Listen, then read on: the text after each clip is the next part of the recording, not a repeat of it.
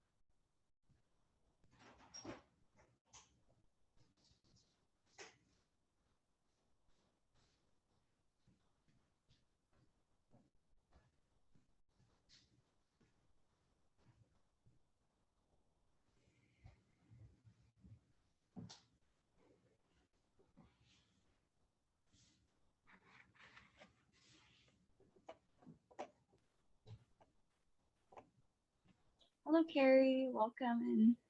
Hi, thank you. Are you able to see me okay? Yes, I can see you. Okay. And then I'm going to go ahead and spotlight you as well. Perfect.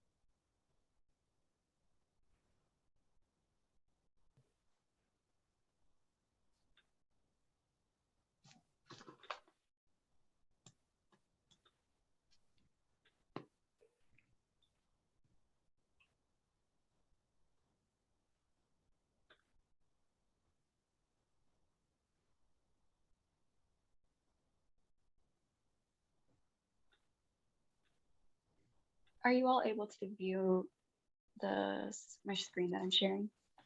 Yes. Mhm. Okay, perfect.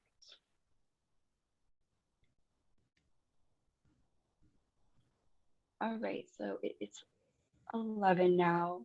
I'll give a minute or so here, and then I'll go ahead and get started.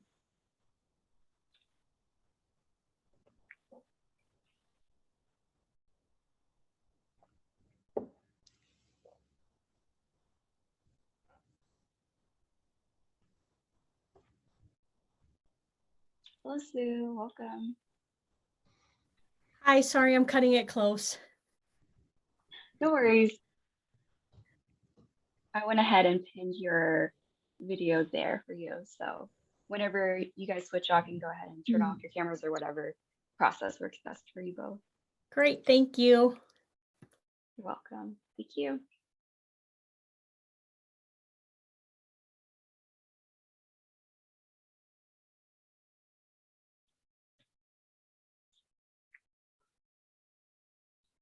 Okay, I'm going to go ahead and get started then. So welcome everyone to Monsoon's webinar today, which is part of our ongoing panel series titled Asian American and Pacific Islander Identities Through Generations. So today's conversation is going to highlight the 𝐂𝐿 community in Iowa with topics on migration and the cultural and generational impact of that. I'll briefly go over today's agenda here. So, well, first I'll introduce myself. I'm Nguyen. I am the Community Outreach and Social Media Coordinator at Monsoon, and I am based in Des Moines. And I have my email there for you all in case you'd like to message me with any questions or just to get in touch there. All right. Let's go to the next one here. Now we'll get into the agenda. So for today, we'll go over some introductions. So now that I've shared my introduction, if anyone else would like to share in the chat, you can go ahead and put what organization you're from, your name, pronouns, anything else you'd like to share. Go ahead and leave that in the chat there, and I'll go over some technical information. Then after that, we'll go over the community agreements, and then I'll give a brief history of 𝐂𝐿 migration to the United States, and then I'll introduce our panelists for today, and then we'll go into the questions for our panelists, and then afterwards we will close off, and I'll have a quick reminder about our evaluation link.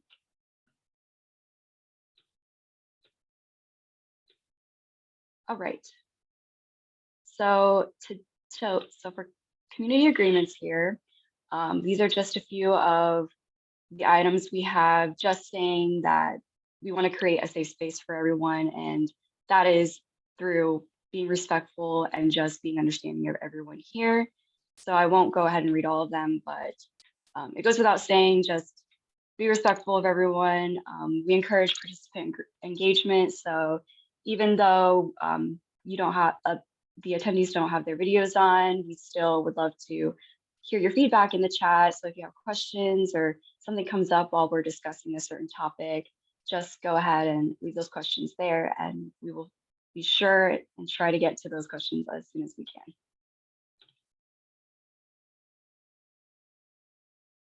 Okay.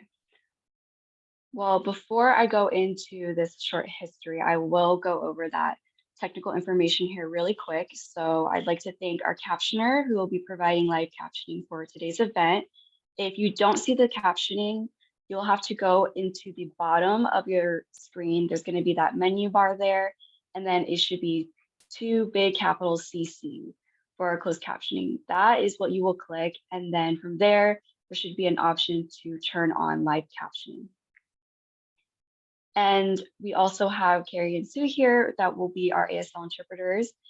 If I have already spotlighted both of their videos, so if you're unable to see those videos or their videos, you can go into the participant it should be the participant button at the very bottom of the screen, where that CC button is as well. You'll click on that participant button, and then it should show you a list of everyone here, and then you can click on Carrie or Sue's video, and then a blue button should be highlighted. and that is what you will click to either pin or spotlight their video. Either works, whichever you prefer. All right, Mira will be assisting with technical support today. So if you do run into any tech issues or you need help accessing any of the Zoom features I mentioned, you can go ahead and private message her in the chat or me, and we will try our best to help you as best as we can. All right, we also are going to be recording this Zoom webinar, and it will be live on Facebook. It is actually live right now. So I just want to let everybody know the attendees, I believe, don't have their videos on. So if you don't feel comfortable being recorded or anything at all, you can also leave and then watch this video after the event has ended. The event will be able to be viewed on our Facebook page, Monsoon, Iowa. I believe it should be at Monsoon_Iowa. Okay. So another quick thing I want to mention is just our chat etiquette. So if you have any questions, again, just use that chat section. We encourage any comments, questions, any input you want. It doesn't have to be any questions, anything that seems interesting that you want to mention. We also would love to hear your feedback as well. All right. So now that I've gone over all of that, I'll go into that history here. So just really quickly, a few points. The Lao migration happened, or the mass migration, it happened shortly after the Vietnam War. And many of the migrants that were leaving entered refugee camps in Thailand across the Mekong River. Later in around 1975, when the communist government came to power, that was when refugees arrived in the US. And then by 1980, the Laotian population in the US had reached 47,683 people, and that is according to the US Census. And then that dramatically increased in the 90s to around 147,375 people today. So the number continues to grow. And with that being said, I'd like to go ahead and introduce our panelists for today, who will be sharing their experiences on the Lao migration and how that has impacted the culture and also the generations. So first there we have Kenzie Payne from Des Moines, Iowa, and we also have Pat Chan here from Des Moines, Iowa as well. So I'm going to go ahead and pass it to Phensy here if you'd like to go ahead and introduce yourself, and then Pat, if you'd like to follow afterwards. 𝐂𝐎𝐿 everyone. My name is Kenzie Payne. I live in Des Moines, Iowa with my family. We've been here since 1979. I've been to school here since like elementary to college, and since we've been here, we have never moved. We always been in Iowa. Now I'm an insurance agent, and I see they put Iowa Asian Alliance. That's one of the organizations that I was involved with in 2001. And I also involved with the Lao American Association of Iowa and all the Lao temple, Buddhist temple in Iowa also. So, thank you. Thank you for sharing, Phensy. Pat, if you'd like to go. Hello, everyone, and 𝐂𝐿. My name is Pat Chan. I'm from Des Moines, Iowa. I've been here since 1980, and currently for my career, I am a business owner. I have the bubble tea cups, and I am part owner of the Five Spice Sisters Meals, which is a home delivered meals for the elderly program. Also serve as a board of directors for the Lao American Association, state of Iowa. I was the founder, the builder of the Rolling Walk Cafe, and we sold that in 2013 to the new owner. So, my face is probably familiar to a lot of people because I've just been out and about quite a bit. So, thank you for having me here today. So I'll be glad to answer any questions.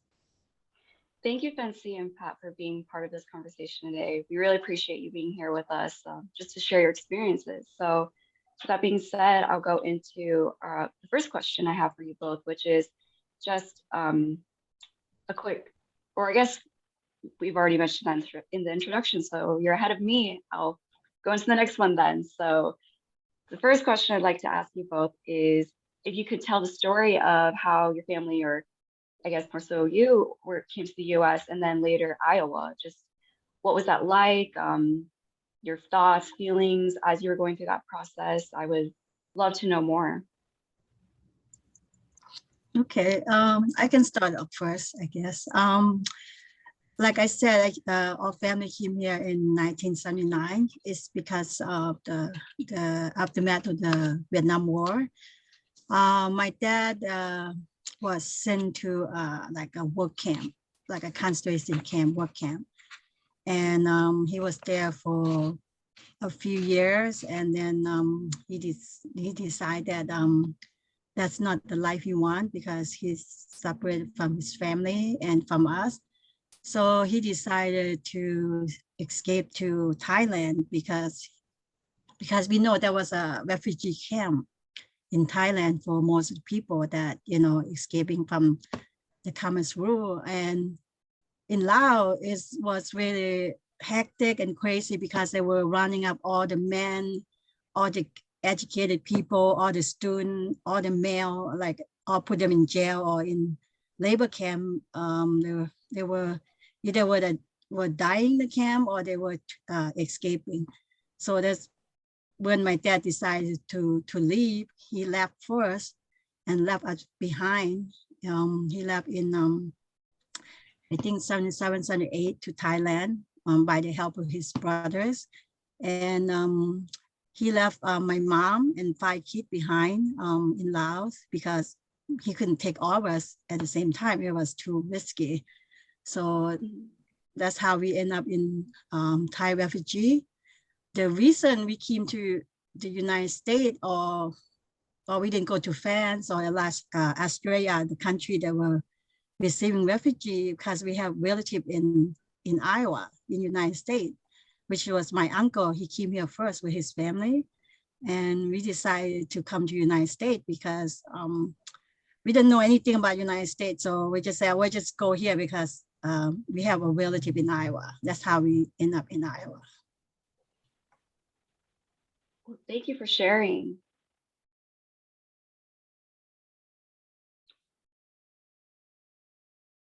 Go ahead, Pat, I'm done. Yeah. My dad was in the army.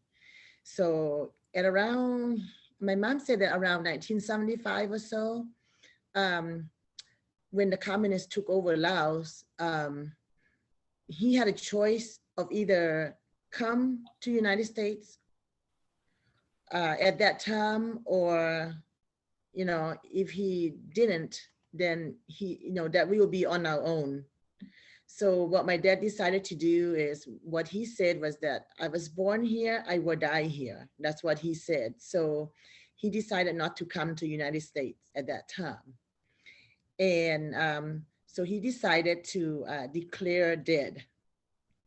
So, and change his name, and then we moved to a small village where my mom grew up at, where my mom was born and grew up at, which is in Nong Veng in Laos by Pak San. And so we moved there around 1975 until 1980. And so I was young, so basically I just run around town and make trouble, playing around and get into trouble, just curious about everything. So, and then my older siblings would go into town for school.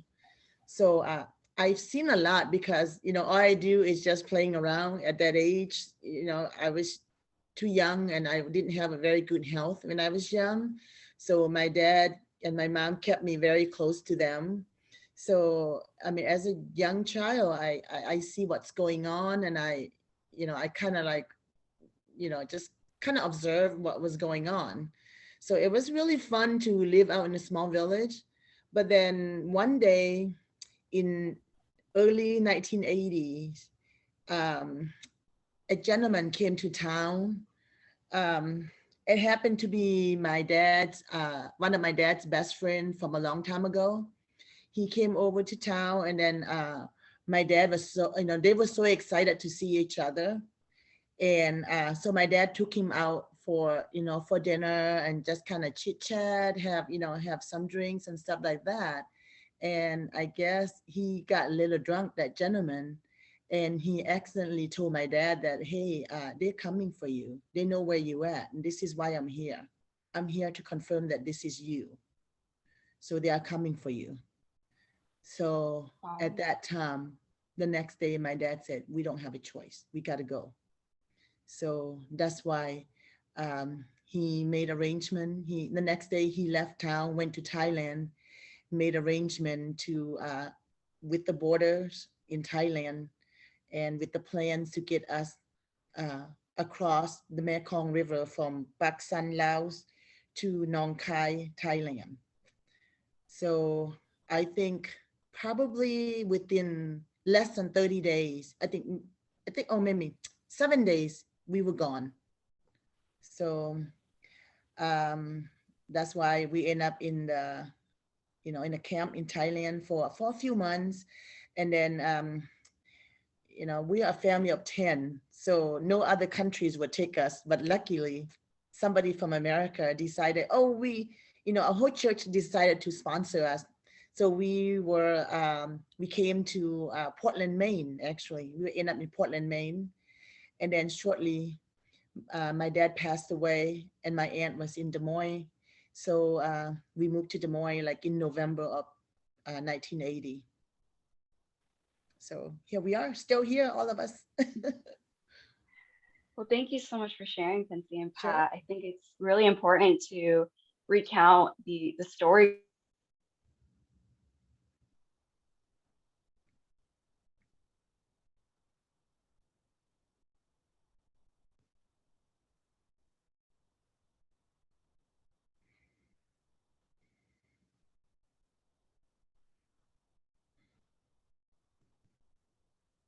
Am I frozen? Yeah, now you're okay now. You were frozen. Okay. Yeah, you were. Okay. All right. Looks stable on my end. But I just wanted to say thank you for sharing. For me, I only get to hear the stories of my family's migration from their accounts. So to hear firsthand accounts from you both is really important, because sharing these stories, we learn about the sacrifices and all that went into the process of moving to a new country. And especially when everything is happening so fast and it feels as if the life you thought you would have forever is just gone. And it's a really hard concept to understand unless you or a person you are close with has been personally impacted. So again, thank you. For the next question, I want to ask, what does it mean to you for what home on both sides of the globe?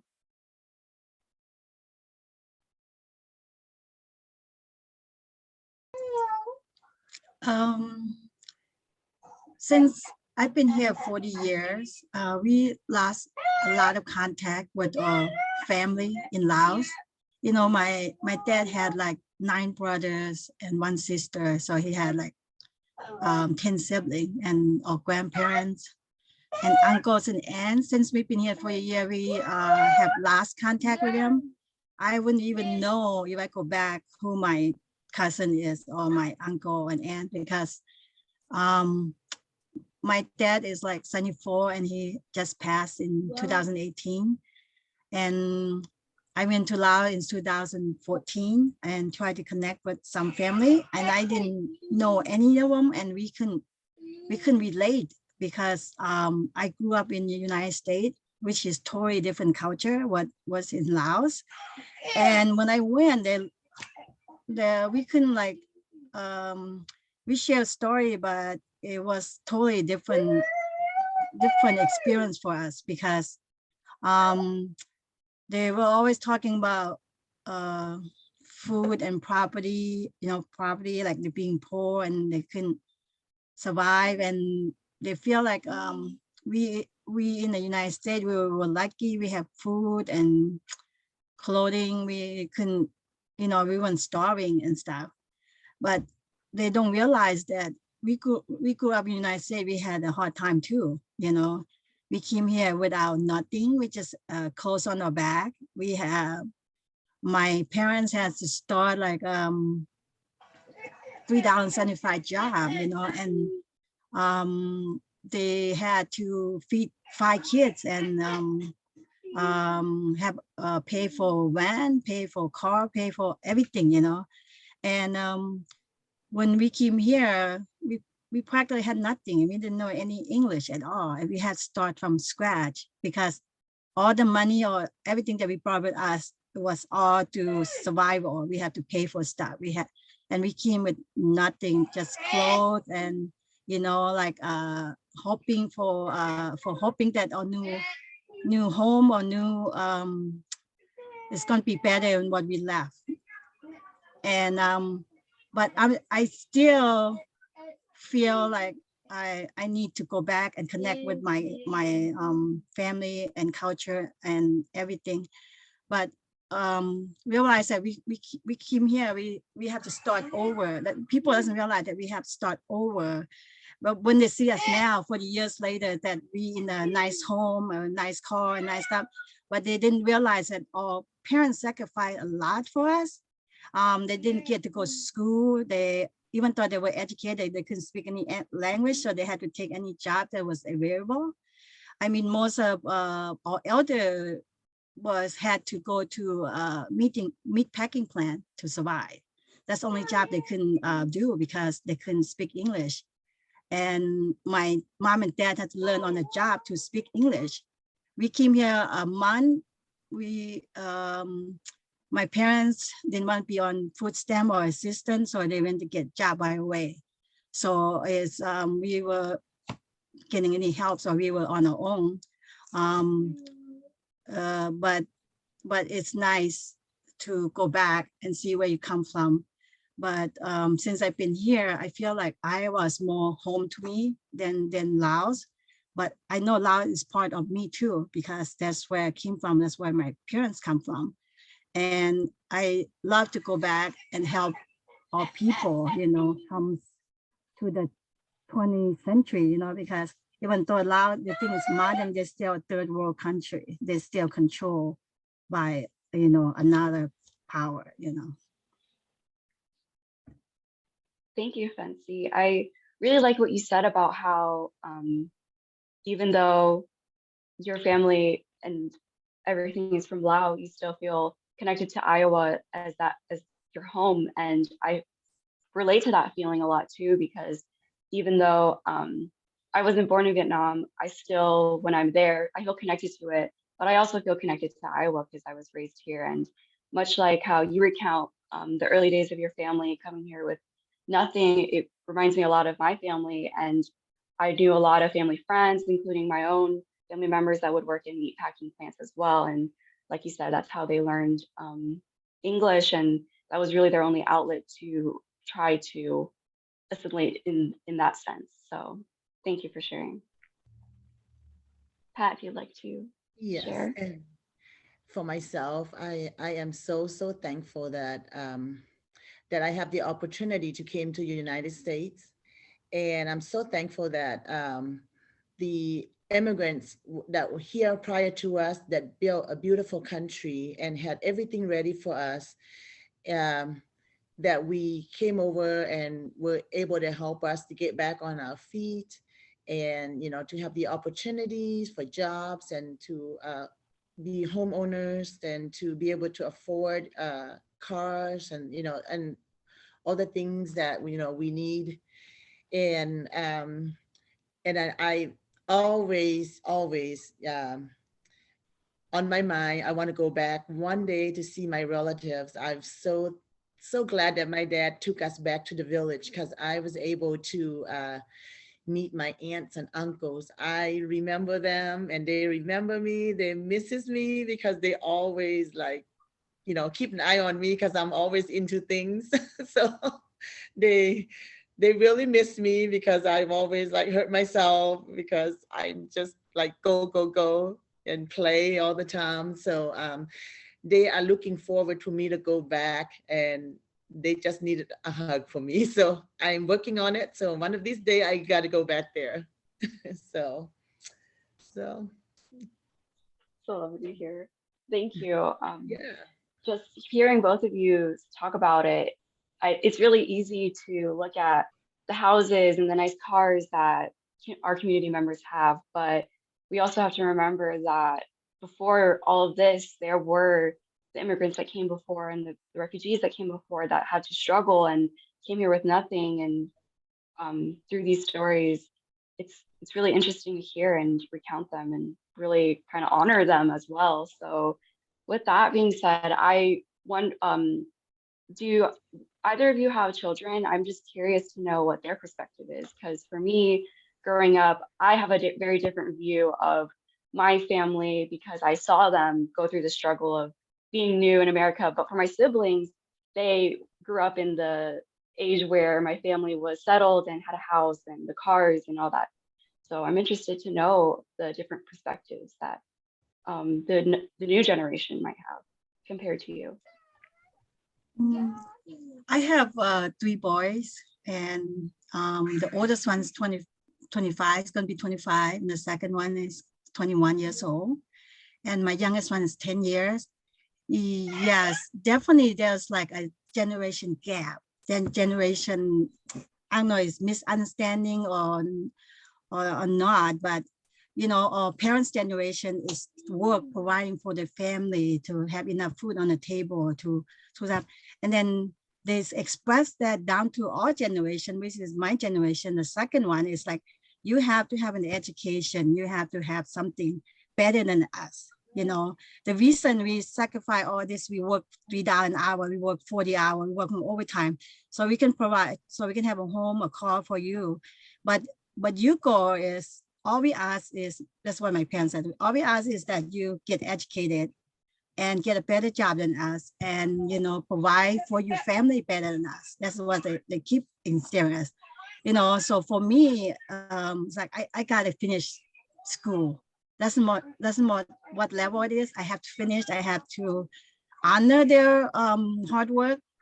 And then so I finished school and I get a job, better than my parents, but they were happy. And then their generation, which is my kid, and they grew up here. And I call them Americanized because they grew up here. They never grew up poor. They never grew up seeing the hard work. Their grandparents see the hard work, how they came here. Because when I tell them, that grandma and grandpa left Laos because of war and stuff, and they like look at me like, there was war. It's like they didn't even know there was a World War I, World War II, Vietnam War.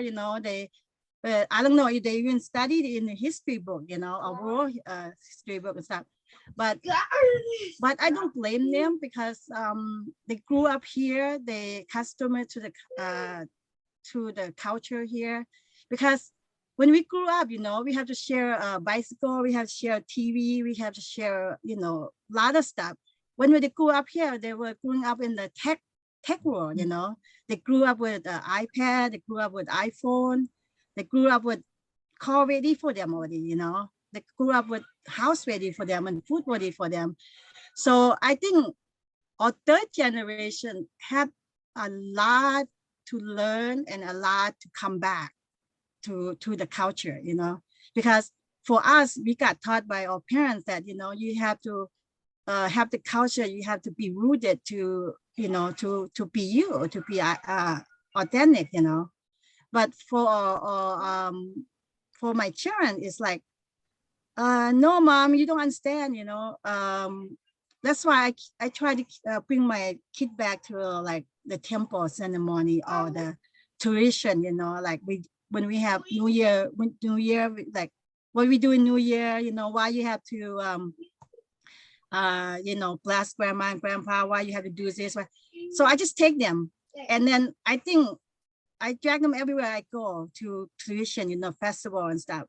even thought I don't say anything. I just want them to observe and observe what we are doing and all the stuff. Even though they kind of participate or we force them, but I feel that if I do this, then one day that it will like sink into their mind. And then when I'm gone, it's like, and then they're gonna have a deja vu, you know, like, oh, that's why my mom and dad went to the temple, or grandma went to the temple. Oh, that's why they're doing this and they're doing that.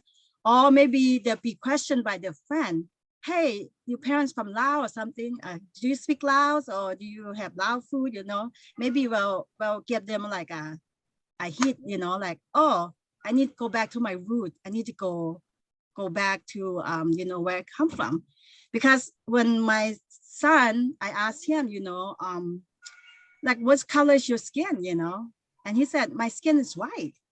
And I was like, I was surprised, I was shocked because he went to a school, Catholic school, you know, and so with white kids, and he didn't have too much, you know, like minority when he went.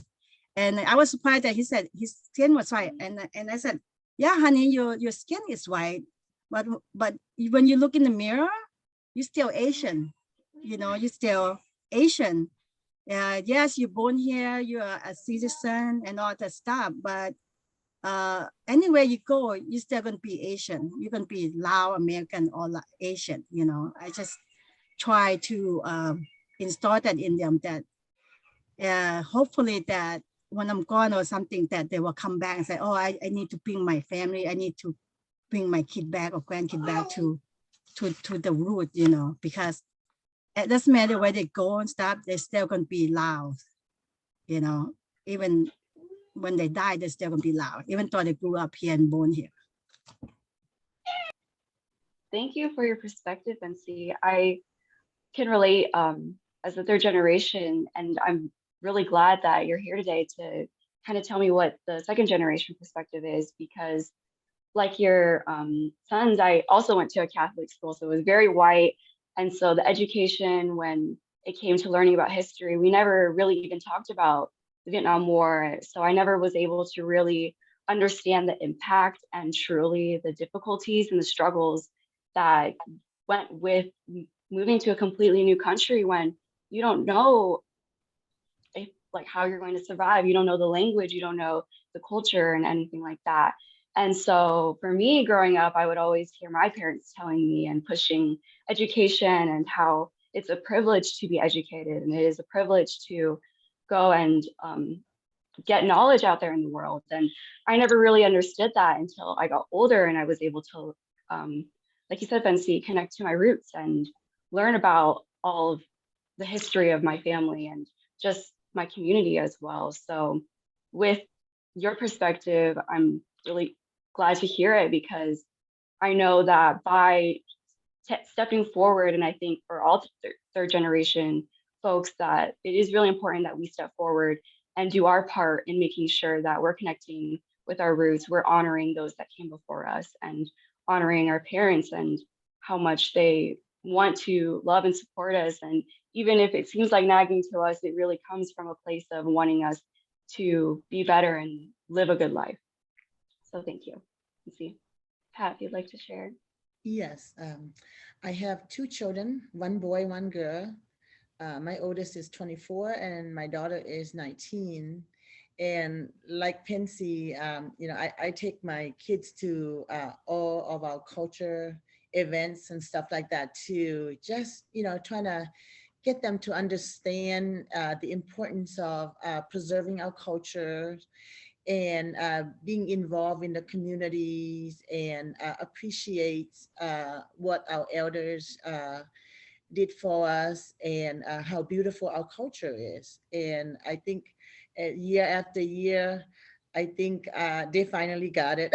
So I'm very, you know, I'm very proud of our community that that we built, that the temple, and we promote our culture. So that really helped the younger generations to preserve that culture. And on the other side, I think the new generation, it's having difficulty choosing or working hard. Like Phensy said, you know, they don't want to work hard. You know, as for us, we want, you know, when we step in here, we can't hardly speak English. We want a master's degree. We want to be a doctor, a lawyer, you know, and that's just how strongly we felt about, you know, being educated and being, you know, getting ahead of the games and stuff like that. But them, it's like, I don't want to go to school.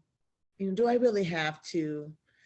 You know, it's just very difficult for them. They take it for granted that they have, you know, they already have everything. And I think I'm hoping that one day that they will see how hard it is that we have to work in order to be able to stable, you know, our living situations and things like that. And my only hope is that one day they'll get out on their own and they have their own bills to pay. And, you know, my son moved out, so I think he is slowly grasped to that custom, like, oh, I gotta pay bills, I gotta be careful now and stuff like that. So I think once my daughter get back on her full swing, you know, get out on a full swing of living on her own, I think that will help her quite a bit. So, but they're slowly learning, but I'm pretty sure they'll get it pretty soon here. So knock on wood. So other than that, I think we're, you know, we're headed in the right directions, and, you know, we're building good futures for our community, our children. So I'm, you know, very happy what we got in Iowa. You know, all the communities come together, or different organizations like you guys, you know, helping us connect to different needs and different events and stuff like that. So thank you. Well, thank you, Pat. And something that I want to mention that you both brought up was how you bring your kids to these cultural gatherings and events, and make sure that for New Year's and all these other cultural holidays, you're implementing them into the culture and helping them to understand the importance of the beauty of culture, like you've mentioned. And for me, I think that's a really beautiful thing. And I think for me, honestly, when I moved out on my own, that was really when I started to try to understand myself, my identity, what does home even really mean to me? And that is when I would lean towards community events. Like you mentioned, the Lao Temple having the festival this weekend. I think that's a great example of that, because just being there this weekend for me, I saw all different types of generations, the elder folks with the young babies running around, and everyone all around was just really having an amazing time. And I think it's events like that that are just so special and so necessary for spreading that culture and getting the new generation involved, and really getting them to understand why it is so important that we continue culture and tradition. Okay. So my next question is, how did your family or you preserve traditions from the homeland? Well, I guess I'll speak first. My mic is on. So yeah, like I said, we trying to stay focused. We're trying to get involved with the community. So I know everybody's busy, and you know, they're trying to get out of things, but sometimes they ask, like, why do I got to go? Why do I have to be there and stuff like that? But I think as we continue to explain to them and show them the importance of our traditions, our culture, I think they learn to appreciate it a little more. So I think definitely do not try to skip any events that, or any you know, important holidays that associate with our traditions. I think if we continue to do that, I think they will get it, and then they will carry that on. So definitely something I would encourage for all families. I will add on to Pat. No, we try to like preserve a culture is like try to show it to the young generation, or it's like do weddings.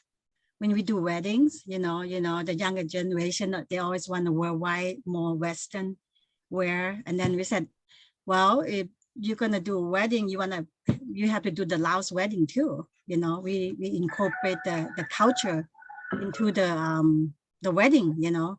And then when they see how meaningful, why we do each step, how meaningful that was, it's kind of enrich their life and kind of show them that, you know, like the culture is beautiful too, you know, like do the wedding, do new birth, when we do Suquan, you know, why we tie the white string, why we do this, you know, to you, you know, why we tie the string to the arm, and why we go to the temple, you know, why the other way we serve our culture is to the temple, you know. Most Laos people are 90% Buddhist, and the temple is kind of center, it's kind of glue that bring all the community together. And any important event is go during the temple, and it's kind of community center too, and it's kind of like a happy time, a morning time, you know, like when we have funeral, when we have major event, and because the Lao culture is all based on Buddhist holidays or you know, festival and stuff. And the most important event is the New Year, you know. New Year, when we get a new start, and we try to preserve that through why we honor our elders, you know, why all the family come together and get blessing from the grandparents, you know, like they put their hand in your head, or they tie the string on. Why they do that, you know, why you wash your parents' hand and that, you know, like all religion have this tuition ceremony that they go through, you know. We do the New Year because it's a new year, new beginning, and we have to be forgiven for the sin that we sin against our grandparents or sin against each other. And New Year is an important holiday because we start anew, start over. Whatever we did last year, you know, everybody wants to start new in New Year. So New Year is very important festival and ceremony, and we try to reserve that to, like, doesn't matter where you are, you need to come home for the holiday, or you need to celebrate Laos New Year. And then most Laos New Year is celebrated through the temple, do it at home too. So that's how we reserve it. And also we preserve the tradition by dancing culture, try to pass down the culture through dances, through the temple ceremony. Sometimes when we tell our kids, they think we nagging them, you know, we tell them blah, blah, blah, blah, blah, you know, I just come here from there. But you just take them, or you need to go to your cousin's wedding. You need to go to the temple. You need to come home for grandma's birthday, come home for the New Year. You don't have to say anything. Just let them observe what you're doing, you know, and then they're more likely to participate. Then you tell them, you know, like, you gotta do this and that and that and that, you know, nobody like to be told. So for my kid, I just let them observe, let them sit and watch. And if they want to participate, they will do it, because then they will ask you like, oh, mom, how do you do that? What did I say to my grandma and granddad when I tie the string, you know, so. Thank you. Thank you for that. I think it's really important that you brought up the temple, because I think for a lot of refugees, being in a place of gathering like that is very healing to the community, because it is, like you mentioned, a place where you can cry together, mourn together, but also celebrate and be happy together. And bringing the new generations in to see, if not participate, just watch, like you mentioned, Phensy, is enriching to them, because being able to see your identity being celebrated, your culture being celebrated, is very uplifting and very empowering. So it is really important that we continue to preserve traditions and pass it on to the next generations as well. Okay. So what would you say was the most challenging part of moving to a new country? And how did your family or you overcome the barriers that came with that?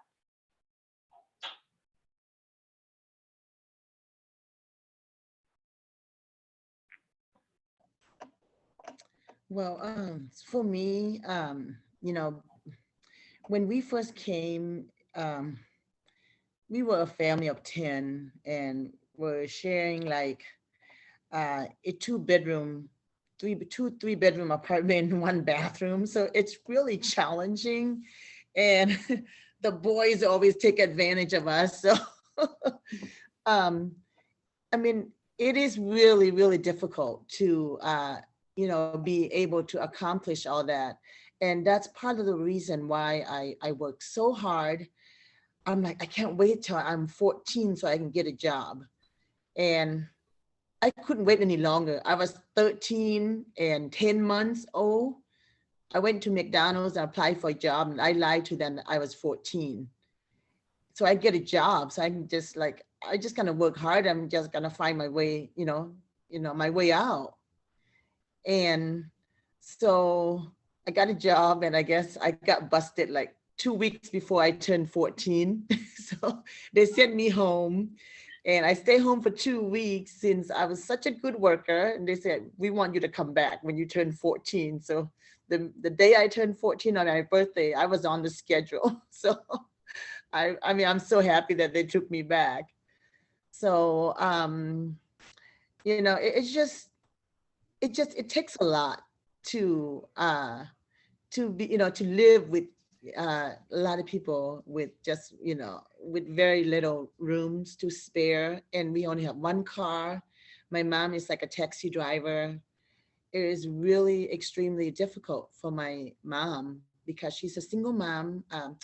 Just to let you know, my dad came here. We came in February of 1980, and my dad passed away in November. So my mom was a single mom. So I have to take care of 8 of us. It was very, very difficult.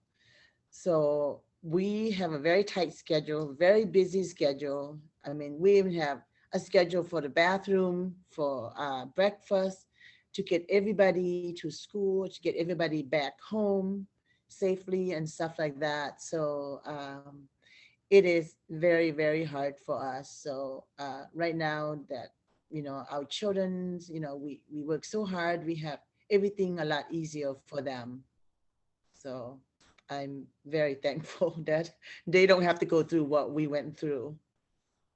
Thank you, Pat.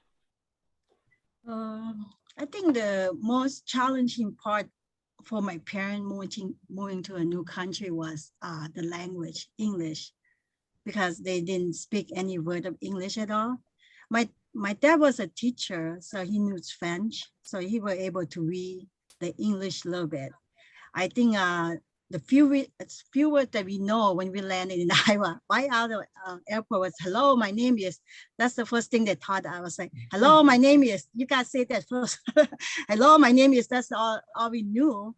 Of course, my parents didn't speak any language and they had to go to work right away. And it was challenging for them, even though they knew the work, but they couldn't communicate. So I guess they using sign language or, hand gesture and just learn it from working, because they couldn't understand anything. But I think for us kids, we have it easier because we were younger, we have more time to learn, and we will be able to be in school right away and learn. And then there was a ESL class for us already, even though I didn't speak any language and stuff. But you know how kids communicate with each other, we hold each other's hand, we pointing to stuff. So I kind of learn faster than my parents. I think even now my parents still have accent, my mom still have accent because that's her slang English, that's where she speaks English. And so it might sound funny, but that's how she survived, learning from words around stuff. But for us younger, we were able to go to school, to middle school, to college and stuff. And the language wasn't a problem for us. I think it was the culture because, when you go to high school and stuff and you see people dress nice and you're a teenager, you couldn't afford to do that because your parents were couldn't buy you a Nike shoe, you know, can buy you a brand name shirt, you know, and for us, we kind of embarrassed because our clothing were from like, you know, like Salvation Army, or it was a DAV then, you know, like $5 shoe. We have to change shoe, we have to share shoe, you know, we couldn't afford new clothes, you know, and it was embarrassing for us. Sometimes we don't even go to school because, you know, we don't have the, you know, Levi jeans that we want to wear, or, you know, but our parents said that's not the important thing in clothing, you know. The important thing is education. You go there for education. You don't go there for a fashion show, you know. and my parents like, if you don't go to school, I'm going to kick you, you know, I'm going to make you go anyway. I'm going to sit outside and make sure you go in and, you know, go to school, you know. And that's what I taught my kid, you know, because I never bought them any brand name clothes. If they want a brand name clothes, they had to buy their own. Because, you know, clothes, that's what you wear, you know. I'm not going to buy $100 Nike shoe so you can show up, you know. I mean, it might take me like a whole day to get that $100, you know what I mean? It's like, so that was challenging for us, you know, but for my parents, mostly language and work, you know. But I think my parents kind of like keep reminding me, you know, keep reminding us that where you come from, you know, you have nothing, you know, you have to do it yourself. You have to earn the money yourself. You have to buy things yourself. You know, you can't expect anything from us. Even I went to school, I had to pay my own way, you know.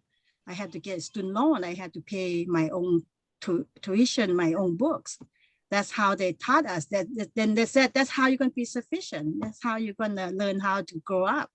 You know, we're not going to hand out to you because we don't have money anyway. Our money is going to you know, to living expenses. So. Yeah, just want to add on to that really quick. You know, the challenge with our parents, you know, we as children have challenge, and then, you know, our parents. I think that when my dad passed away, so we didn't understand, you know, we didn't know why he passed away. There was like no reason. So a lot of, so what we got when, from the autopsy that they did on my dad, there was like nothing wrong with him. And there was records that they said that a lot of men from, you know, from immigration men pass away like that because it's through like, they're trying so hard to get back on their feet. So they're working so hard physically and mentally. So I think it got them into like a depression, and then it just totally like killed them. That's the only, you know, the only result they got from that. So, you know, not just physically that is, you know, harming the challenge, but it's also mentally hard on everybody when you're an immigrant. So, and then for myself, you know, when I went to school, I went to Dowling for high school, and I didn't have a lot of friends. I didn't have a lot of nice clothes. I didn't speak any English. And I mean, it's really very difficult for me to navigate through my day. I don't even want to go to school because I don't feel like I fit in.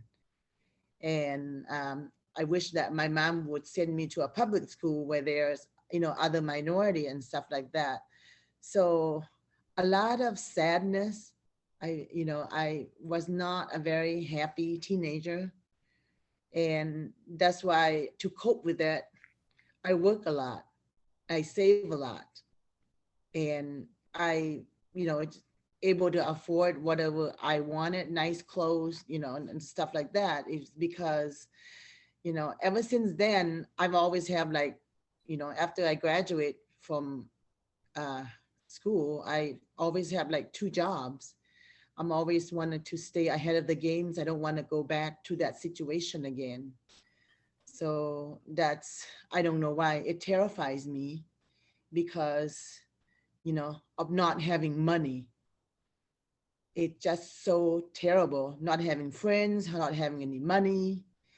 And I don't ever want to go back to that situation again. So So true, Pat, that our parents go through the depression because most of the all adult parents, they come, they have like nice job when they, before they came over here. They might be doctor, lawyer, they might be professor, they might be, in position of having money. And then when they come, they had to start over and they have start a labor job. They have to provide for their family. So very it's true that they difficult. we put pressure on the adult, because sometimes I see my dad sitting, just being quiet, and I just, wonder what he's thinking, But I think it's true. I think because they probably think to themselves that they couldn't provide for the family because they couldn't go back to their own job, they have to do everything over, and it's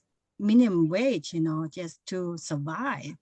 I think there's a lot of depression to a parent, but they won't show it to us. But sometimes we kind of notice it, as a kid, how they do stuff. Like we can feel the struggle that they go through, because sometimes when they speak spoken English and all that stuff, and you kind of like, wow, the difficulty that they have to go through, and the 40 hours that they couldn't take us to the sporting event, they couldn't take us to, a concert or something, because they don't have that ability, and we don't realize how hard they had it, and we always feel like, gosh, I'm missing out on a lot of stuff. But then when you realize, geez, they will have to work a lot just to put, food on our table,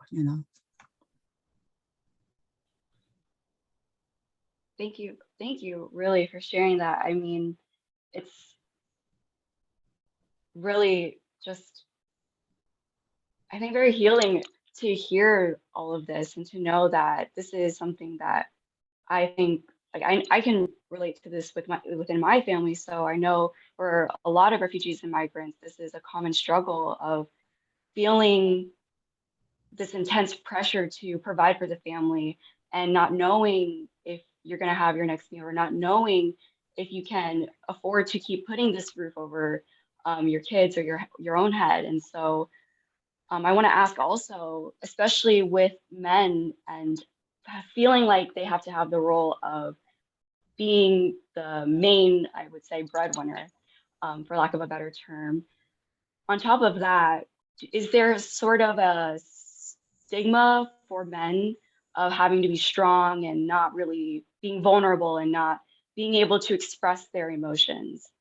And do you feel like that in a way is leads to a lot of depression, especially in men? Because I know, at least in my community, I see the barrier for men, that feeling that they have to kind of be this idea of, I'll say, toxic masculinity, of just always wanting to look like you can provide, always wanting to be sure that you're strong and that you don't show any weakness. Yeah, I think it's true because they do hide because in our country, male is the breadwinner, and female role was stay home, take care of the kids, and the woman didn't have job, the main role is to provide for a family, take care of the family, where the man goes out and bring home the money, provide. And then when they come here, I do feel that they feel that they're not providing that role for their family because, and they couldn't have anybody talk to or the language, and I think they keep a lot inside themselves, and it just build up the depression, because I know I never see my dad cry in front of anybody in my family. When the hard time, I think he didn't show any tear at all. The only time I saw my dad cry was when my brother passed away. That's the only time I saw him cry. But most of the time, he never said, "Oh, I'm tired. I'm tired from work, or I'm tired from this and that." He never complained. He always keep it inside. I think it's because, masculinity and the male role in the family, that he holds it in. And I feel like if I break down, as a provider of the family, then my family break down too. I feel like he's playing that role too, because sometimes I talk to him and stuff, but he will never show weakness, or he never cry in front of us, because, or if he cry, he will go somewhere that we won't see. But sometimes I will see my dad cry, because I don't know what it is, but I won't ask him, because, and I just know that something is pushing him.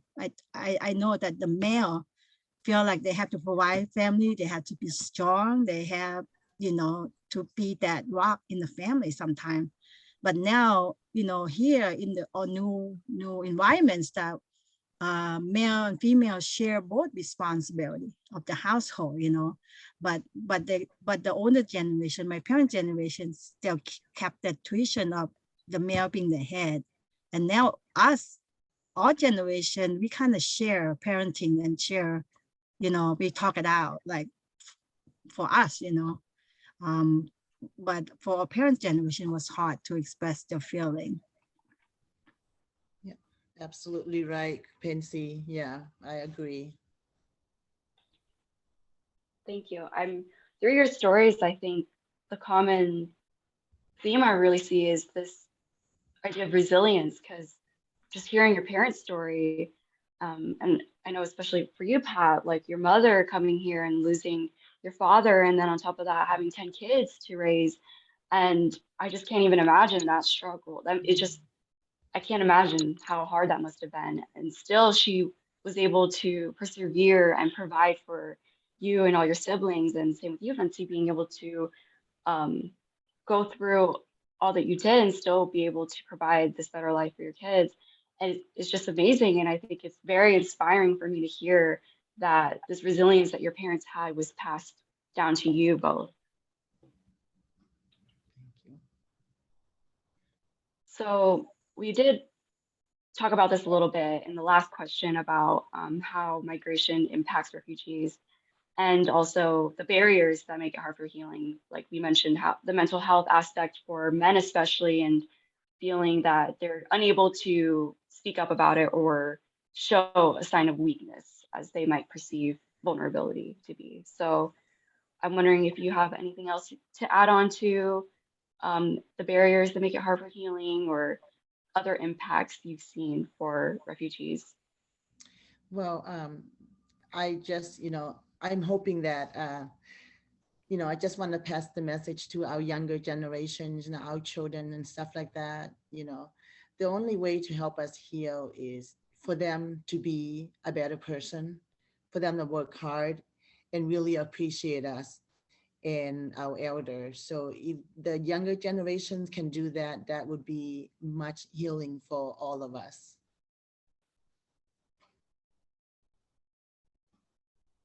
When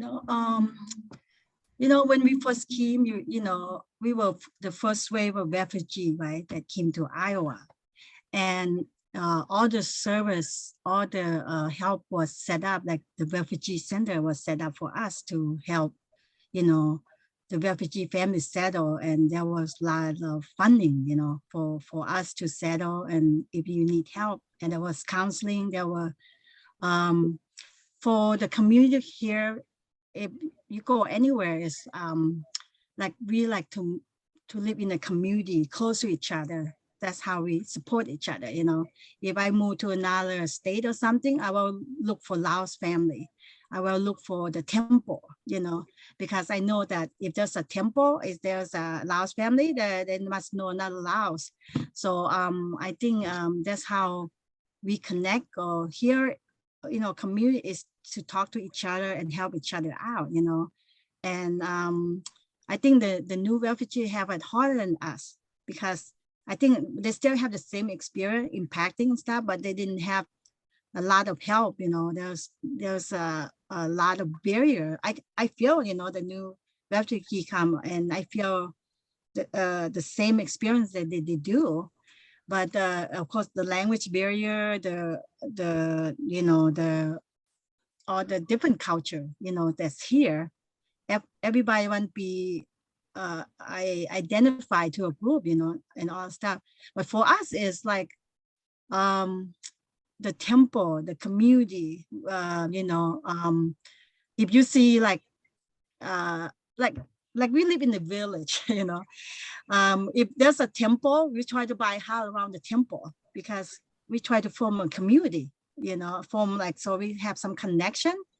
And if we like to try to speak to language or to people that speak our language, you know, every time, I don't know, I say that, like, I want my people, you know, where's my people at, you know, like, you know, I will look for Lao people, you know, I will look for the temple. And of course, women are very submissive and they have a role of housewife and stuff. And so it's hard for them to express publicly or anything, you know, because they don't want to embarrass themselves, embarrass the community, or you know, just it's hard. But if they could have somebody to talk to one-on-one, you know, like being friend or something, I think it's faster hearing the, you know. But I think also the community center or the place of worship can be a hearing place for people too, because it's just, you just let out your emotion and you're happy and glad to see people, you know, because if you are sad or something and you see people that like you and struggle like you, I think you can relate, then you can help each other heal, you know, like heal ourselves and heal our community too, so.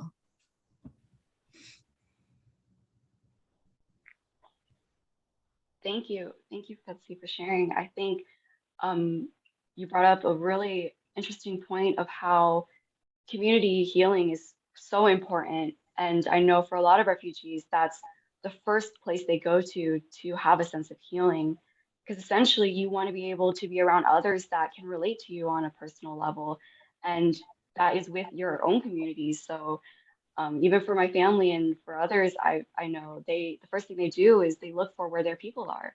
So that, like you mentioned, is the place of worship, is places where others gather. And I know for the older generation, they don't maybe have the vocabulary or have had the experience to express themselves and express their emotions, because that might be a new concept. And so having that place for community gathering, whether it to be sharing food, having that festival and having music, singing, dancing together, that is healing in a way that makes sense to them, and it makes sense to the community as a whole.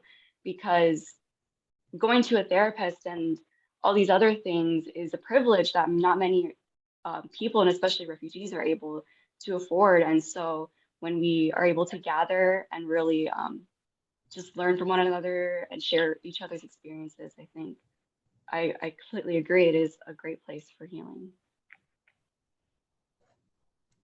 And I think that kind of goes into my next question. But before that, I want to read this quote from Refugee Week in UK, which is the biggest organization that hosts this Refugee Week in Europe. So they write, "Healing means recovering from a painful experience or situation so that we can continue to live. No one understands this better than those who have lost their homes and had to build new lives from scratch. We have much to learn from refugees about holding on to hope when going on seems impossible, as well as about how art, creativity, and community can help us to heal." So reflecting on that quote a little bit, we mentioned before, but I just want to bring it up again, of what ways you've seen the Lao community healing, and specifically what role can we take for healing community trauma. And I know especially for the third generation, my generation, for healing community trauma, I think it's very important that we are the generation to step forward and do the work and ask our parents their story, ask our grandparents their story, be there for the cultural events, show up for the cultural holidays, because being part of that community, sharing that experiences with the older generation, knowing that we feel celebrated in ourselves, is very healing, I think, to the older generation, to be able to see joy passed down through generations.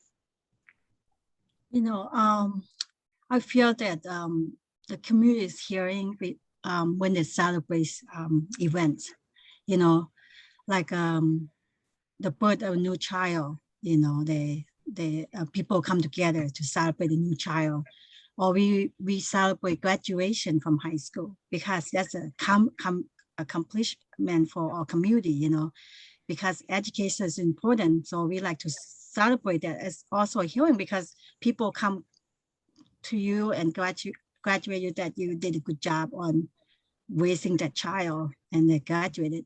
And also I think the best place for us to hear is like doing the funeral, you know, funeral. For us, we mourn for 3 days or a week. You know, the hearing where is where it's a last goodbye for the community, you know, for this person, and we come together as community. We bring food, we talk, we heal each other, we mourn together, you know, and we laugh, we mourn, and we do stuff together. I think funeral is a good hearing place for us because, you know, our funeral, I think some people like, why they having a party for 3 days or a week? It's kind of like a support for that family, you know, those 3-day event, because we are Buddhists, they do the chanting for 3 days for the spirit to go to heaven, you know, the person that died. But also as a hearing for that family that lost a family member, it's just a support network for that family, so they won't be left alone during that period of time. That's why you always see visitation, people come to the house constantly, keep them company, because this is the event that's the saddest time for them and for that family. And they need as much support as they can from the community and from, you know, people. So we constantly go to the house, bring food, help them out and stuff.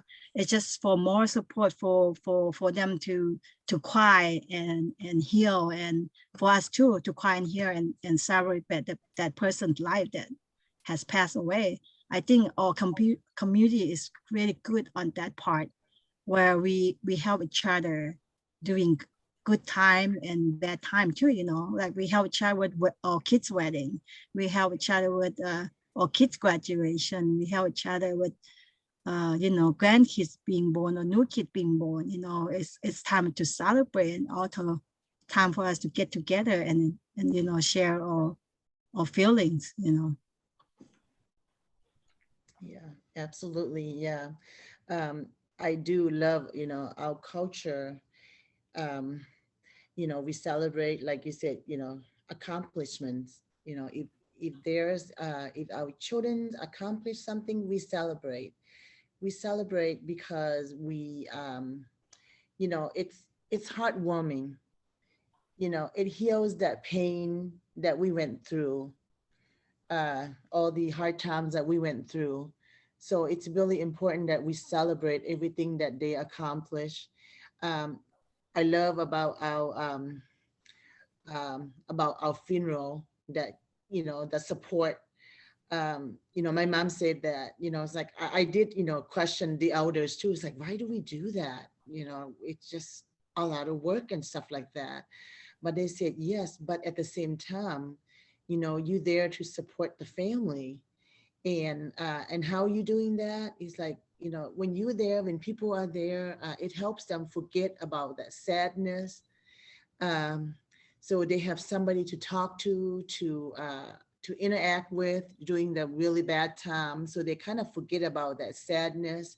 They talk about, you know, the good things that, you know, their loved one that passed away did, you know, talk about how wonderful that person is, and, you know, reminding them, oh, really miss him, you know, he did this, did that, miss him because of this and that. So once you hear all that wonderful things and all the, you know, the people that you talk to, you kind of forget about it. Oh my gosh, you know, we're celebrating this person's life, that, you know, this person's accomplishment, this person is really good person.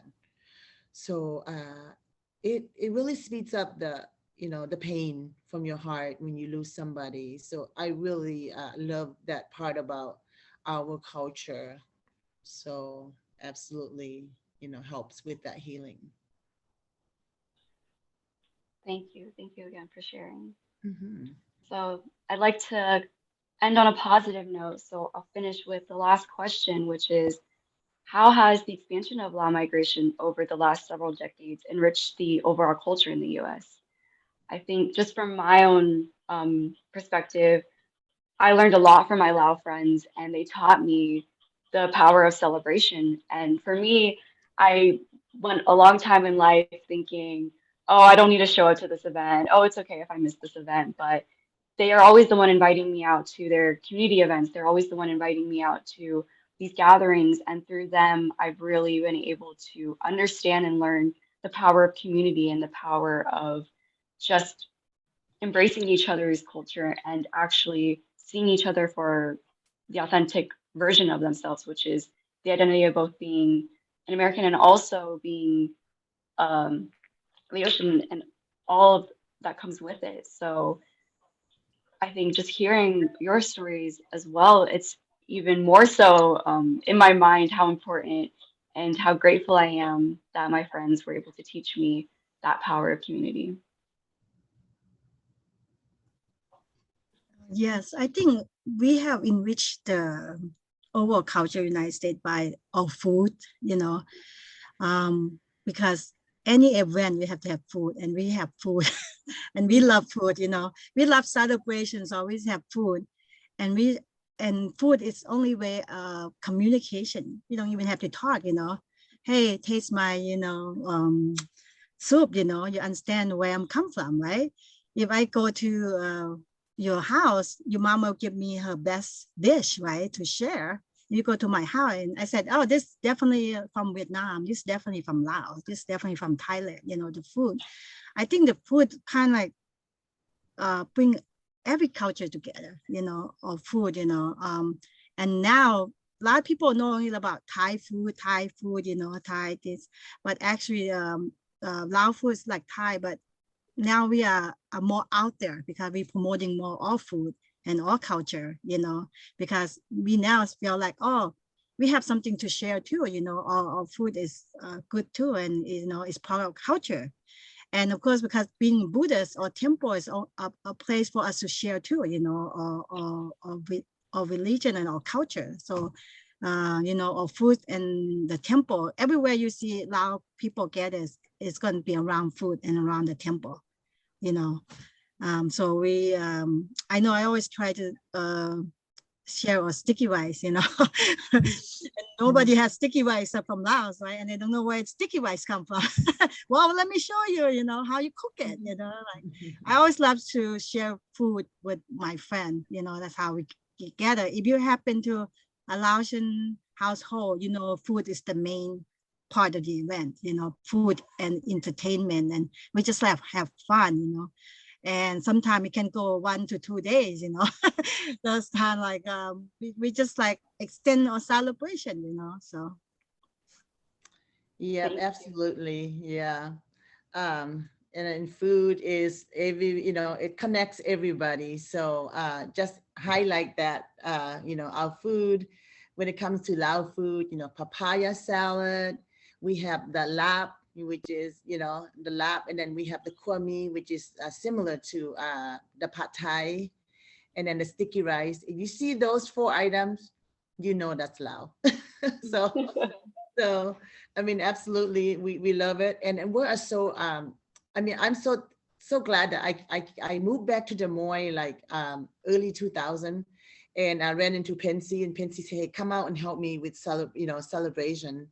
I'm so glad that she dragged me into this, and we've been with IAA ever since then, and we haven't missed any year. We have been at celebration every year since, I think Phensy was day 1.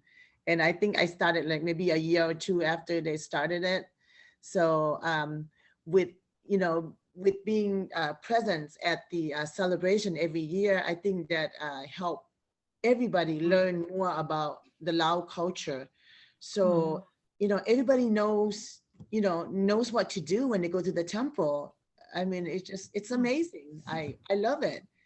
They know exactly what to do. They know how to respect the elders. They know about our food. They know about our music. They know about our dance steps, our music. I mean, it's just amazing. I love it.